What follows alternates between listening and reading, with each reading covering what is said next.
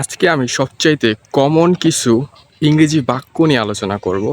যারা ইংরেজিতে নতুন, ইংরেজি শিখতে চাচ্ছেন, কিভাবে সবচাইতে ছোট ছোট বাক্য এবং যে বাক্যগুলো আমরা প্রতিনিয়তই বাংলায় বলি, সেই বাক্যগুলো দিয়ে আপনি কিভাবে ইংরেজি বলতে পারবেন, সেই বিষয়টা নিয়ে আজকে আমরা সবচাইতে সহজে বলার চেষ্টা করব। আমি আমার সারাউন্ডিংটা বর্ণনা দেব ছোট ছোট বাক্যের মাধ্যমে। আমি যদি প্রথমে বলি, আজকের আকাশটা ঘোলাটে, এটা আপনি ইংরেজিতে বলবেন এভাবে যে the sky is cloudy today. এর পাশে বলতে পারি যে আমি জমির পাশে দাঁড়িয়ে রয়েছি, যে আমরা গ্রাম অঞ্চলে বলি আমি ক্ষেতের পাশে দাঁড়িয়ে রয়েছি। এটা আপনি বলতে পারবেন I am standing beside the field. জমিটাকে ফিল্ড বলা হয় অনেক সময়। এবং আমি নদীতে এসেছি, এটা আপনি ইংরেজিতে কীভাবে বলবেন? I have come to the river. আমার পাশে একটি অরফানেজ, একটি এতিমখানা আছে। আপনি দেখতে পাচ্ছেন আমার পিছনে একটি এতিমখানা আছে। আমার পিছনে একটি এতিমখানা আছে, এটা বলবেন there is orphanage beside me. আপনি চাইলে এইভাবে ছোট ছোট বাক্য বানাতে পারেন। ছোট ছোট বাক্য বানাতে এবং প্র্যাকটিস করতে করতে একটা সময় আপনি বড় বড় বাক্য বানাতে পারবেন এবং নেটিভদের মতন কথা বলতে পারবেন। আমি আপনাদেরকে আরও কিছু বাক্য বলবো এবং সেটা ইংরেজিতে বলার চেষ্টা করব। আমার পাশে একটা জমি দেখতে পাচ্ছেন, এটা আমি যদি বলি জমিটি চাষাবাদ করা হচ্ছে, তাহলে এটা বলতে হবে the field is being cultivated.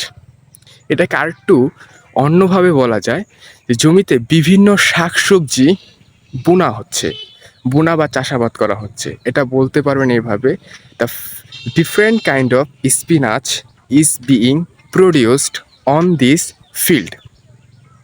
কত সুন্দর এবং কত সহজেই আমি বাক্যগুলো তৈরি করতে পারলাম। এটা আমি কিভাবে পারলাম? এটা আমি প্র্যাকটিস করেছি বলেই পেরেছি। এবং আপনাকে ইংরেজি বিষয়টা প্র্যাকটিস করতে হবে, যেটা আমরা অনেকেই মনে করে থাকি যে অনেক কঠিন একটা বিষয়। আসলে না, ধীরে ধীরে ছোটো ছোটো বাক্য যদি আপনি প্র্যাকটিস করেন, তাহলে খুব সহজেই আপনি ইংরেজিতে কথা বলতে পারবেন। আমি আপনাকে আরও কিছু প্র্যাকটিক্যাল ইংরেজি বাক্য তৈরি করে দেখাবো।